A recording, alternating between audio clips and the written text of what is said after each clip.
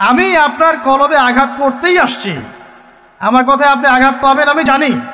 এই আঘাতটা আপনাকে আল্লাহর পথে নিয়ে আসবে ইনশাআল্লাহ। এই আঘাতটা ইনশাআল্লাহ আমাদের এই তরুণ ভাইদেরকে আল্লাহর পথে নিয়ে আসবে ইনশাআল্লাহ। সাহসী মানুষদের মতো বলেন ইনশাআল্লাহ। এই আওয়াজগুলা ইনশাআল্লাহ আমাদেরকে আল্লাহর পথে নিয়ে আসবে ইনশাআল্লাহ। প্রত্যেক ঘরে ঘরে একজন করে হাফেজ তৈরি করেন, প্রত্যেক ঘরে ঘরে একজন দিনদার মেয়েকে বিয়ে করেন, প্রত্যেক ঘরে ঘরে যে বাচ্চাগুলো হবে এই বাচ্চাগুলোকে ইসলামী শিক্ষায় শিক্ষিত করেন, প্রত্যেক ঘরে ঘরে অন্তত একটা করে আলেম তৈরি করেন। একটা আইয়ুবী দেন আমাদেরকে, একটা খালিদ বিন ওয়ালিদ দেন, একজন আপনি আমাকে ওমর ইবনুল খাত্তাব দেন, একজন মুসআব বিন উমাইর দেন, একজন খুবাইব দেন, একজন মুসআব বিন নুমাইর দেন। কাদের নাম বলবো? একজন তারেক বিন জিয়াদ দেন, একজন বিন কাসিম দেন। একটা সন্তান দেন আমাদের, একটা সন্তান মানুষ করেন। একটা 10টা 20টা বাচ্চা নিচ্ছি, একটাও মানুষ হয় না। আলেম পরিবারের সন্তান মুদিখানার দোকানে ব্যবসা করে কেন খাবেন আপনি? আপনার এই উম্মতের উপর দায়িত্ব আছে। আমাদের দায়িত্ব খালি মধু বিক্রি করা, দাড়ি টুপি বিক্রি করা, আতর বিক্রি করা? ইসলামের দিকে আসার সাথে সাথেই কেন আপনার এদিকে চলে যান? উম্মাকে কে নেতৃত্ব দিবে? আমরা দিব?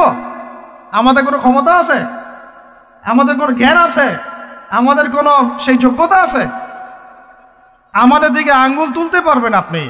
কারণ আল্লাহর কসম, আল্লাহর জমিনে সবচেয়ে গুনাহগার বান্দা আমরাই।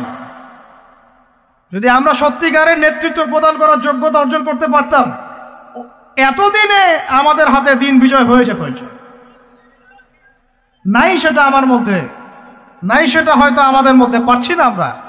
আপনাকে দায়িত্ব নিতে হবে। একজন ভাই গার্মেন্টস ব্যবসায়ী, তিনি এত বড় একটা আয়োজন করতে পারেন, তার দায়িত্ব পালন করতে পারেন। আপনারও তো অর্থ সম্পদ আছে, একটা ইসলামিক ইউনিভার্সিটি করেন, একটা বড় একটা মার্কাজুল কোরআন, মার্কাজুল ইলম গড়ে তোলেন, উলামায়ে কেরামদের একটা জামাআত গড়ে তোলেন। কিছু পারেন না, অথেন্টিক বইগুলোকে প্রচার করার ব্যবস্থা করেন, কিছু অথেন্টিক মিডিয়া প্রডিউস করেন। তোমরা জেনারেল লাইনে পড়াশোনা করে কয়জন বিজ্ঞানী হচ্ছ? একটা সফটওয়্যার আবিষ্কার করতে পারছি না আমরা ইসলামিক। হাতে গোনা যায় অ্যাপস, 3-4টা অ্যাপস ইসলামিক। প্রযুক্তি আমাদের নিজস্ব হাতে তৈরি করা না, আমাদের স্বতন্ত্র মিডিয়া নাই। এই মিডিয়াগুলোতে কিছু হয় না, এগুলো বরং কোনো কোনো ক্ষেত্রে ফিতনাও ছড়ায় বেশি। কারণ আমার কথা মন খারাপ করেন না, কারণ আমি চ্যালেঞ্জ করতেছি আপনাদেরকে, আপনি 1000 জনকে বসান যারা দিন নিয়ে কাজ করতে চাচ্ছেন, তাদের 10% কোরআন তেলাওয়াত সহি না। কোরআন তেলাওয়াত সহি না করে আপনাকে এত বড় দায়িত্ব নিতে কে বলল? আপনি তো বুঝবেন না যে কোনটার সাথে কোনটা দিতে হবে, কি বলা দরকার, কি প্রচার করা দরকার, কি করা যাবে না। বাংলাদেশে আলেমে আলেমে দ্বন্দ্ব লাগানোর জন্য অনেক সময় মিডিয়া দায়ী হয়ে গেছে। কেন এরকম সামলাইন দিতে গেলেন? অমুককে ধুয়ে দিল তমুক, সে যদি না ধুয়েও দেয় তবু তো আমার মনে হচ্ছে লোকটাকে ভালো মনে করতাম, লোকটাকে আলেম মনে করতাম। এরকম কথা বললো আমার সম্পর্কে, আমার মনের মধ্যে একটা খারাপ ধারণা সৃষ্টি হচ্ছে। কেন আপনি সামলাইন দিতে গেলেন? ওর যখন চোখে পড়বে সে আবার কাউন্টার দিবে, কারণ আমরা তো মন থেকে পবিত্র না, মনের মধ্যে হিংসা দিয়ে ভর্তি। আমি ঘুরেছি, প্রত্যেক মহলেই ঘুরেছি, আমরা এখন পর্যন্ত নফসের তাজকিয়া অর্জন করতে পারি নাই।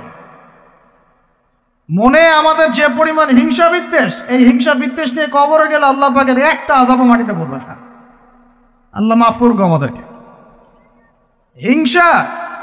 হিংসা নিয়ে যদি মানুষ পরকালে যায়, নেক আমলগুলা আগুনের মতো খেয়ে ফেলবে, নবী সাল্লাল্লাহু আলাইহি ওয়াসাল্লাম বলেছেন। আমরা এটাকে ফরজ করে নিয়েছি নিজেদের মধ্যে। ভাই, আপনারও তো যোগ্যতা আছে, আপনারও তো কিছু করার আছে। একটা অ্যাপস আবিষ্কার করেন, একটা বই লিখেন, একটা মাদ্রাসা করেন, একটা মসজিদ করেন, একটা ইসলামিক ইউনিভার্সিটি করে তোলেন, স্বতন্ত্র ইসলামিক মিডিয়া করে তোলেন। সবচেয়ে বড় কথা, কাজ যেগুলো হয় সেগুলো বিক্ষিপ্ত হয়ে যায়, এগুলো কোনো একটা সূত্রে গাঁথা না। এখানে একটা মাহফিল, ওখানে একটা, ওখানে একটা, ওখানে একটা। এখানে একটা মাদ্রাসা, ওখানে একটা, ওখানে একটা, এখানে একটা। চারজন চারভাবে চিন্তা করেন, চারজন চারভাবে চলেন। এখানে একটা সংগঠন ইসলামিক, ওখানে একটা, এখানে আর একটা, ওখানে একটা। একটা ওয়ান উম্মাহ জামাআ নাই বাংলাদেশ। তো আপনারা বলেন না আমাকে, এই উম্মাকে কিভাবে আমরা বিজয় নিয়ে যাব? আমাকে আপনারা বলেন, ছোটখাটো প্রশ্ন করে বাদ দিয়ে আপনারা আমাকে উত্তর দেন, কিভাবে আপনি এই দুনিয়াতে আল্লাহ পাকের দ্বীন ইসলাম কায়েম করবেন? পথ পদ্ধতি কি আপনার কাছে? কি পথ পদ্ধতি? কিভাবে শুরু করবেন? তারপরে কি? তারপর কি? তারপর কি? তারপর কি? গন্তব্য কোথায়? এখন আমি বলি আপনাদেরকে গন্তব্য কোথায়? আমাদের গন্তব্য জেরুজালেম। গন্তব্য কোথায়?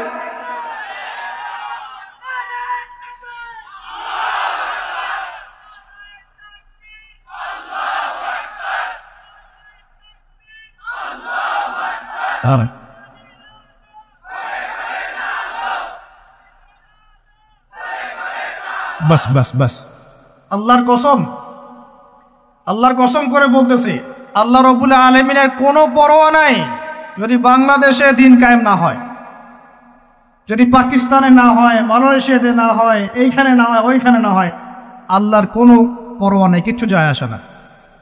কারণ আখিরুজ্জামান স্টাডি করলে আপনি পাবেন যে অবশ্যই অবশ্যই নবী ঈসা ইবনে মারইয়াম এই পৃথিবীতে আবার আসছেন ইনশাআল্লাহ, এবং তিনি আসার আগেই মুসলিমদের মধ্যে একজন ত্রাণকর্তা আসবেন। তার নাম মুহাম্মদ। তার নাম কি? মুহাম্মদ। বাবার নামও আব্দুল্লাহ, মায়ের নামও আমিনা। মিল থাকবে বংশের, উঁচু নাক, চওড়া কপাল, নবী সাল্লাল্লাহু আলাইহি ওয়াসাল্লামের চেহারার সাথে সাদৃশ্য থাকবে, মুসলমানদেরকে নেতৃত্ব দিবেন ইনশাআল্লাহ তাআলা। আমি বলছিলাম আল্লাহ পাকের কোনো পরোয়া নাই, কারণ এই হাদিসগুলো স্টাডি করলে আপনি দেখবেন জেরুজালেম মুসলমানদের হাতে আসতে যাচ্ছে ইনশাআল্লাহ। ওইখানে ঈসা আলাইহিস সালাম 40 বছর ইসলামিক খেলাফত কায়েম করবেন ইনশাআল্লাহ। খিলাফত নাই, ইসলামের প্রতিষ্ঠার কথা আপনি ভুলে যান। খিলাফত ছাড়া ইসলামী প্রতিষ্ঠার কথা ভুলে যান। ঈসা আলাইহিস সালাম এসে ইহুদিদের সাথে কোনো সন্ধি করবেন না। ইউনাইটেড নেশনসে গিয়ে বলবেন না যে আমাকে একটা স্বাধীন ফিলিস্তিন রাষ্ট্র প্রতিষ্ঠার অনুমোদন দেন। তিনি এই কথা বলবেন না। তিনি বলবেন না যে আমাকে ডলার দেন। IMF-এ গিয়ে বলবেন না আমাকে ঋণ দেন। বরং তিনি এই পুরো বৈশ্বিক কুফরি তাগুতি শক্তির গোড়ায় গিয়ে আঘাত করবেন ইনশাআল্লাহ। যতদিন পর্যন্ত এই পুরো বিশ্বে ইহুদি খ্রিস্টানদের যে অ্যালায়েন্স, জায়নিস্ট মুভমেন্ট, এর পতন না হচ্ছে, ততদিন পর্যন্ত মুসলমানরা স্বাধীন হতে পারে নাই। আমরা এখন পর্যন্ত স্বাধীন হতে পারি নাই, এটাই সত্য কথা। কখন স্বাধীন হবেন আপনি? কখন এই উম্মাহ স্বাধীন হবে? যখন আপনার আমার কথায় পশ্চিমারা উঠবে বসবে তখন। যখন আপনার আমার কথায় এই ইহুদিরা উঠবে আর বসবে তখন। যখন আপনার আমার কথায় এই পুরো কুফরি তাগুতি শক্তিটা উঠবে বসবে তখন বুঝবেন উম্মাহ স্বাধীন হয়েছে। স্বাধীনতা শুনছেন? বেলাল ইবনে রাবাহ স্বাধীন, যখন তাকে পিটানো হচ্ছে, শেকল দিয়ে বেঁধে শেষরায় টানা হচ্ছে, বেলাল ইবনে রাবাহ সেদিন স্বাধীন ছিলেন, কারণ তিনি আল্লাহ ছাড়া কারো দাসত্ব করেন না। আবু জাহেলের নির্মম নির্যাতন, উমাইয়া বিন খালাফের নির্মম নির্যাতন বেলাল ইবনে রাবাহকে পরাধীন করতে পারে নাই। বেলাল স্বাধীন আঘাতের মধ্যে। সুমাইয়া স্বাধীন। সুমাইয়ার নাম শুনেছেন? আমাদের বোনরা তার নামই জানেন। ওরা জানে কি প্রোডাক্ট আসলো বাজারে, কোন পার্লারে গেলে কি পাওয়া যায়, কোথায় গেলে কি হয়, কোন মার্কেটে গেলে কি পাবো। মার্কেট ভর্তি মহিলা দিয়ে, ভর্তি মহিলা দিয়ে, গার্মেন্টসও তো ভর্তি মহিলা দিয়ে। পর্দা কতটুকু মেনটেন হয় সেটাও ভাবতে হবে। জব করতে দোষ নাই, জব করতে দোষ আছে, পর্দা কতটুকু ভাবতে হবে না? যদি আমাদের এই দেহটা যে অবশ, আমাদের উম্মার যে দেহটা যে অবশ, এটা তো বোঝা যায় চলমান বিশ্ব রাজনীতি দেখলেই। বিশ্বের যে কোনো জায়গায় মুসলিমরা আঘাত পাচ্ছে, মার খাচ্ছে, নির্যাতিত হচ্ছে, দোয়াও তো মুখ দিয়ে বেরো হয় না। তাদের স্মরণে একদিন কেউ রোজা রেখে একটু দোয়াও করে না, নামাজে একটু দোয়াও করে না, দুইটা কথাও বলে না, কোনো মানববন্ধনও নাই, কোনো প্রতিবাদও নাই, কিছুই নাই। মানে পুরো দেহটাই প্যারালাইজড, শেষ, অবশ অনুভূতি। আর প্রত্যেকটা বর্ডার এক একটা অনিকেত প্রান্তর, যেখানে অনুভূতিগুলোর ব্যবচ্ছেদ করা হয়েছে, ফিলিংসগুলোকে ব্যবচ্ছেদ করে ফেলে দেওয়া হয়েছে, ফিলিংস নাই। সুমাইয়ার কথা শুনে আমাদের লাগলো না, কারণ সুমাইয়া আমার মেয়ে না, আমার মেয়ে আয়েশা তো আর না, আমার মেয়ে মারিয়াম তো আর না, আমার ছেলে ওমর উসমান তো আর না। সুমাইয়া তখন স্বাধীন, যখন তাকে বর্ষায় শহীদ করা হলো, সে স্বাধীন, জান্নাতে চলে গেল। জুলাইবিস একজন সাহাবী ছিলেন, ছোটখাটো মানুষ, ইসলাম কবুল করে আসছেন খায়বার যুদ্ধের দিন। নবী সাল্লাল্লাহু আলাইহি ওয়াসাল্লাম তার হাতে তাকে তলোয়ার দিয়েছেন এবং তাকে যুদ্ধে অগ্রগামী যে সৈনিকরা থাকে প্রথম কাতারের দিকে, সেখানে থাকার চান্স দিয়েছেন।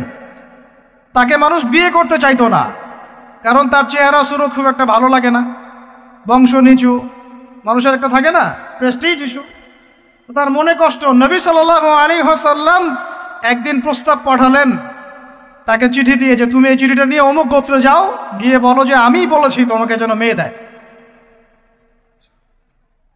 তখন তারপরেও মেয়ে দিতে চাচ্ছে না, কিন্তু সেই মেয়ে শুনেছে যে আল্লাহর নবী সুপারিশ করেছে, আমার যৌবনের উপর ধিক্কার জড়িয়ে আমি এই সুপারিশ না রাখি। তিনি বললেন, জুলাইবিস যেমনই হোক চেহারা, আমি তাকে বিয়ে করতে রাজি আছি। তিনি বিয়ে করলেন, সংসার হলো, শুরু হলো। এই সাহাবী খায়বার যুদ্ধে শহীদ হলেন। নবী সাল্লাল্লাহু আলাইহি ওয়াসাল্লাম তার চারপাশে দেখলেন, তার চারপাশে 12 জন ইহুদির লাশ পড়ে আছে। কয়জন? একাই 12 জনকে হত্যা করেছে এই সাহাবী। সুবহানাল্লাহ। আল্লাহর নবী তাকে নিজের হাতে কোলে নিয়েছেন, কোলে মানে তার দেহটা এরকম ছিল, আর খুব লম্বা চওড়া না, নিজের হাতে কোলে নেওয়ার মতো নিয়ে নিজ হাতে তিনি তাকে দাফন করলেন, আর বললেন যে আমার এই সাহাবীর জন্যে হুরে নেইনরা তাদের দরজা খুলে দিয়েছে। এখন তিনি তখন স্বাধীন। উমর ইবনে খাত্তাব তখন স্বাধীন। কখন স্বাধীন? উমর রাদিয়াল্লাহু আনহু যে কোরআন খুলে সূরা তাহা পড়ছেন, তাহা পড়তে পড়তে তার ভিতরে ফিলিংস চলে আসলো যে না, এটা আল্লাহর পক্ষ থেকে আসছে। তিনি বলছেন, খুজুনি ইলা রাসূলিল্লাহি ওয়া আসহাবিহি, আমাকে আল্লাহ রাসূলের কাছে নিয়ে চলো, তার সাহাবীদের কাছে নিয়ে চল। তাকে নিয়ে যাওয়া হলো। ভিতরে হামজা ছিলেন রাদিয়াল্লাহু আনহু, তাকে টেনে নিয়ে আসলেন ভিতরে। বলছেন, তরোয়াল নিয়ে আসছো কি জন্য? হ্যাঁ, আলা তানতাহি হাত্তা ইয়াজআল আল্লাহু বিকা কারিয়া, ততক্ষণ পর্যন্ত কি তুমি ক্ষান্ত হবে না যতক্ষণ আল্লাহর গজব না আসছে তোমার উপরে?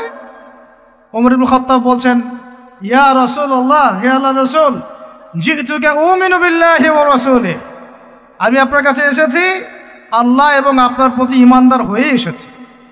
ওয়া বিমা জিতা বিহি মিন ইনদিল্লাহ, এবং আপনি আল্লাহর পক্ষ থেকে জানিয়ে এসেছেন, এই কোরআনের প্রতি ঈমানদার হয়েই আমি আপনার কাছে এসেছি। আশহাদু আল্লা ইলাহা ইল্লাল্লাহ ওয়া আশহাদু আন্না মুহাম্মাদান আবদুহু ওয়া রাসূলুহু, কালিমা পড়লেন, মুসলিম হলেন, স্বাধীন হলেন। আগে পরাধীন ছিলেন। বুঝতে পারছেন না কথা? এরপরে তিনি সবার দরজায় গিয়ে নক করলেন। আবু জেহেলের বাসায় নক করে বলছেন, হাল আলিমতা আন্নী কদ আসলামত, তুমি কি জানলা যে আমি ইসলাম কবুল করেছি? আবু জেহেল, তুমি কি জানলা, শুনলা যে আমি ইসলাম কবুল করেছি? আর একজনের বাসায় যান, উমাইয়া বিন খালাফ, হাল আলিমতা আন্নী কদ আসলামত, তুমি কি জানলা আমি ইসলাম কবুল করেছি? ওয়া তাবা'তু মুহাম্মদ সাল্লাল্লাহু আলাইহি ওয়াসাল্লাম, আমি আল্লাহ রাসূলের ইত্তেবা করেছি। এরপর কুরাইশদের এই কাবার সামনে গিয়ে বলছেন, ইয়া মা'শারাল কুরাইশ, হে কুরাইশ তোমরা শোনো, ই'লামু আন্নী কদ আসলামত, তোমরা জেনে রাখো যে আমি ইসলাম কবুল করেছি। ওয়া শাহিদতু আল্লা ইলাহা ইল্লাল্লাহ ওয়া আন্না মুহাম্মাদান আবদুহু ওয়া রাসূলুহু। এবার কুরাইশরা গিয়ে তার উপর আক্রমণ শুরু করলো। 40 জন 50 জন গিয়ে তাকে জাপটে ধরতেছে, তিনি একাই লড়তেছেন সবার সাথে। একজন এসে পরামর্শ দিচ্ছেন, ওই যে আপনারা যারা হিকমতের দোহাই দিয়ে কাপুরুষতাকে আড়াল করতে চান, তারা শুনেন ওয়াজটা ভালো করে। যারা হিকমতের দোহাই পেরে কাপুরুষতাকে আড়াল করতে চান তারা শোনা। উনি এসে বলেছেন যে আফালা কুনতা কাতান্ত, তুমি কি ইসলাম কবুলের এই বিষয়টাকে গোপন রাখতে পারতা না? কি দরকার ছিল এভাবে প্রকাশ্যে বলার? কি দরকার ছিল এভাবে কাফেরদের সাথে একটা দ্বন্দ্বে জড়ানোর? শোনেন তারপরে তিনি কি বলছেন। তিনি বলছেন যে ওয়াল্লাহি, আল্লাহর কসম করে বলছি, লা উফাররিকান্না বাইনাল হাক্কি ওয়াল বাতিল কামা ফাররাকাল্লাহু বাইনাল লাইলি ওয়ান নাহার। আল্লাহু আকবার। তিনি বলছেন আল্লাহর কসম করে বলছি, আমি রাত এবং দিন আল্লাহ পাক যেভাবে আলাদা করে দেন এই রকম করে আমি সত্য আর মিথ্যা আলাদা করে দেব ইনশাআল্লাহ। আল্লাহু আকবার। এরপরে তার নাম হয়েছে আল ফারুক। কি নাম হয়েছে? ওমর এখন স্বাধীন। বলেন আমাকে, উম্মাহ স্বাধীন? উম্মাহ স্বাধীন? কিছু করতে গেলেই বলবে স্যাংশন দিয়ে দিব, কিছু বললে বলবে যে একদম টাকার মান কমাই দিব। আরও কিছু যদি বলতে চায় আমাদের প্রশাসন গভর্নমেন্ট, তারা যদি আরও বড় পদক্ষেপ নিতে চায়, প্রশাসন গভর্নমেন্ট যদি বলতে চায়, বলতে পারে বা বলে ওই ইউনাইটেড নেশনসে গিয়ে যে আমরা আমাদের দেশ থেকে আমাদের সেনাবাহিনী পাঠাবো গাজায় গিয়ে আমাদের পক্ষে, আমাদের মুসলিমদের পক্ষে যুদ্ধ করবে, এই কথা যদি বলতে পারে বা বলে, দেখবেন তাদের সমস্ত শক্তি দিয়ে বাংলাদেশকে আক্রমণ করে ফেলছে। আপনি আমাকে বলেন আমরা স্বাধীন? উম্মাহ স্বাধীন? ওই তাগুতি শক্তির, বিশ্ব কুফরি শক্তির পরাজয় না হওয়া পর্যন্ত মুসলমানরা স্বাধীন না। আর ঈসা ইবনে মারিয়াম এই গাল গল্প করতে আসবেন না। তিনি মানুষকে খালি সুরসুরি মার্কা ওয়াজ করতে আসবেন না, তিনি আসবেন ওই গোড়ায় আঘাত করতে ইনশাআল্লাহ। আল মাহদি মানুষকে সুরসুরি মার্কা ওয়াজ করবেন না, খালি ফজিলত আর ফজিলত, এভাবে নয়। তিনি আসবেন দাওয়াতের মিশন নিয়ে, উম্মাহকে ঐক্যবদ্ধ করবেন, কুফারদের সাথে মুসলমানদের একদম সশস্ত্র যুদ্ধ হবে, তারপরে এদের একটা একটা করে খুঁজে বের করে মারা হবে ইনশাআল্লাহ। আল্লাহর কসম করে বলতেছি, আমাদের একটা মুসলিম ভাইয়ের রক্ত বৃথা যাবে না, একজন শিশুর রক্ত বৃথা যাবে না ইনশাআল্লাহ। একজন বোনের ইজ্জতের মূল্য ওদেরকে দিতে হবে ইনশাআল্লাহ। এই যে বিগত 1.5 মাসে তোমরা 19,600 জনকে হত্যা করেছো, একটা একটা করে হিসাব আমরা নিবই ইনশাআল্লাহ।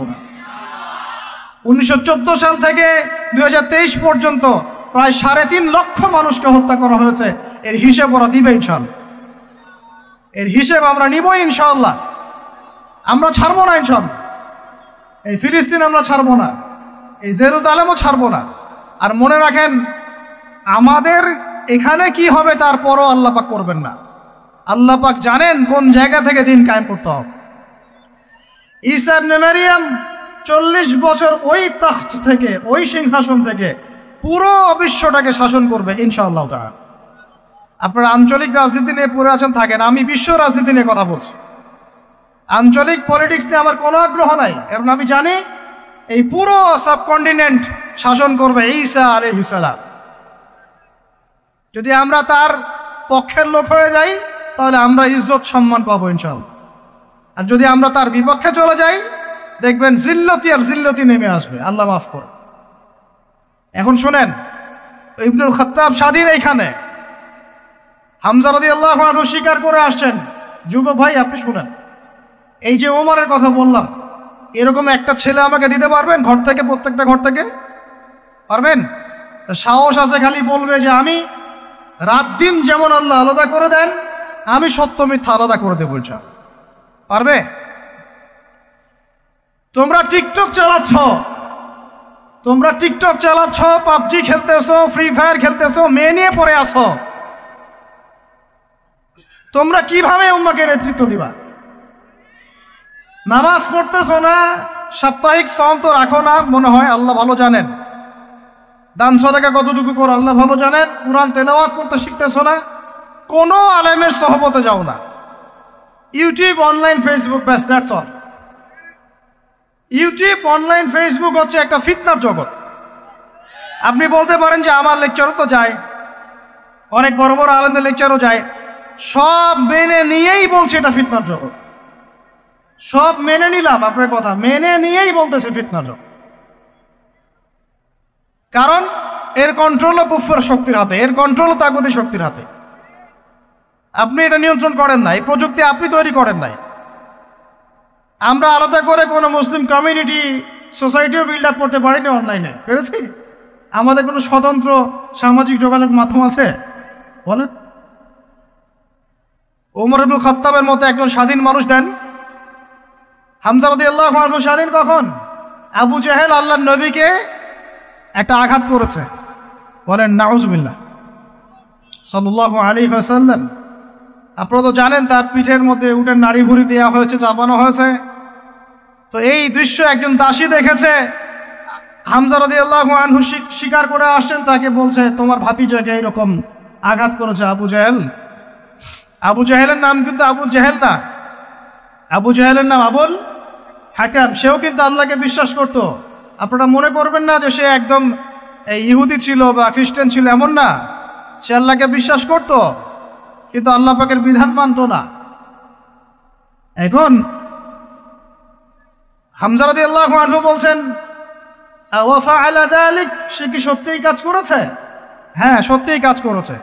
আচ্ছা চলো দেখাও আবু জেহেল কোথায় আছে। তিনি ঘোড়া ছুটাই গেলেন কাবা ঘরের সামনে, গিয়ে বললেন যে তুমি আমার ভাতিজাকে গালি দিয়েছ, তুমি আমার ভাতিজাকে আঘাত করেছ, জেনে রাখো আমি আজকে থেকে আমার ভাতিজার দিনের উপর আছি। এই কথা বলার সাথে সাথে তার উপর আক্রমণের চেষ্টা করা হচ্ছিল। তিনি নিজে একটা ঘুষি দিয়ে আবু জেহেলের একটা দাঁত ফেলে দিলেন।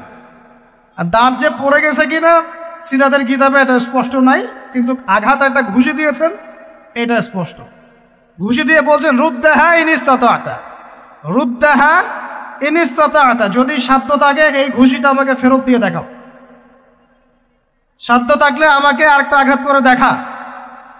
আকুলু মা ইয়াকুল, আমি তাই বলি যে আমার ভাতিজা বলে। শাহিদতু আল্লা ইলাহা ইল্লাল্লাহ ওয়া আন্না মুহাম্মাদান আবদুহু ওয়া রাসূলুহু, আমি সাক্ষ্য দিচ্ছি বা দিলাম আল্লাহ ছাড়া কোনো ইলাহ নাই, মুহাম্মদ আমার ভাতিজা আল্লাহর রাসূল। তোর সাধ্য থাকলে আমাকে ঠেকা। এইরকম জেনারেশন দিতে পারবেন? আপনার ছেলেটা কি এরকম? আপনার ভাইরা কি এরকম? এই আমাদের মায়েরা তাদের সন্তান কি এরকম যে মেয়েদেরকে ঘরে নিয়ে আসছেন? এই মেয়েগুলাও কি সুমাইয়ার মতো? উম্মে আমারা একজন নারী সাহাবী, উম্মে আমারা, উহুদের যুদ্ধে চতুর্দিক থেকে আল্লাহ নবীকে আক্রমণ করা হচ্ছে, তিনি একাই তীর ছুটছেন, তীর ছুটছেন, তীর ছুটছেন। মহিলা সাহাবী, নারী সাহাবী। আমাদের নারী মেহেদি দেয় বসে বসে, তাও বয়ফ্রেন্ডের জন্যে। আমাদের নারীরা ঘরে বসে বসে মেহেদি দেয়, পার্লারে যায় বয়ফ্রেন্ডের জন্যে। আর উম্মে আমারা রাদিয়াল্লাহু আনহা, তাদের মতো সাহাবীরা জীবন দেন রাসূলের জন্যে। স্বাধীনতা এই যে তারা স্বাধীন, আল্লাহর দাসত্বের অধীনে তারা কাউকে পরোয়া করতেন না। তখন উম্মাহ ছিল স্বাধীন। আর কি, আর কার কয়জনের কথা বলবো আপনাদেরকে? মুসআব বিন উমাইর, বিখ্যাত সাহাবী, তরুণ সাহাবী, দায়ী মানুষ, এত দামি পারফিউম ইউজ করতেন, এটা এখনকার লাখ টাকা কোটি টাকার দাম হবে। বিত্তশালী পরিবারের, এই যে বিত্তশালী পরিবারের সন্তানরা শোনেন, আপনারা তো বাইক দাবড়ায় বেড়ান, গাড়ি ড্রাইভ করে বেড়ান, মাঝখানে অ্যাক্সিডেন্ট করে দেন, কেসও খান না, বাপের টাকা আছে পার পেয়ে যান, ইয়াবা খান, তারপরে গিয়ে মেয়ে নিয়ে ফুর্তি করেন, জেনা নিত্য নৈমিত্তিক ব্যাপার। একটা মেয়েকে পিছনে ওঠান, 7 দিন ঘোরেন, আবার চেঞ্জ করেন, 7 দিন পর আরেকটা নেন। মুসআব বিন উমাইরও ধনীর সন্তান ছিলেন, ধনীর দুলাল। যখন ইসলাম এসেছে, কুরআন এসেছে, শুনেছেন তিনি, ইসলাম কবুল করেছেন। মা সম্পত্তি থেকে বঞ্চিত করেছে, তাকে চাটাইয়ের মধ্যে জড়িয়ে নিচে আগুন দেয়া হতো, ধোঁয়া দেয়া হতো, আযাব দেয়া হতো পারিবারিকভাবে। তিনি যখন নবীর কাছে আসলেন, নবী তাকে বললেন তুমি মদিনায় যাও। কোথায়? মদিনায় গিয়ে দাওয়াতি কাজ করো। মদিনায় দাওয়াতি কাজ করতে লাগলেন। তার একক দাওয়াতে মদিনার 75টা পরিবার ইসলাম কবুল করেছে। এই যে মদিনায় যে ইসলামের আপনি জয় জয়কার দেখছেন, এটা মুসআব বিন উমাইর রাদিয়াল্লাহু আনহু দাওয়াতের একটা ফসল, আল্লাহ রসুলের দোয়া। কয়টা পরিবার? এই 75 পরিবার এসে বায়াত করলেন নবীর কাছে। তারপরে নবী হিজরত করলেন মদিনায়। এমনি এমনি হয়নি, এগুলো প্রেক্ষাপট। ওই মুসআব বিন উমাইর রাদিয়াল্লাহু আনহু উহুদের যুদ্ধে শহীদ হচ্ছেন, তার গায়ে তখন 50টার বেশি তরবারের আঘাত আছে।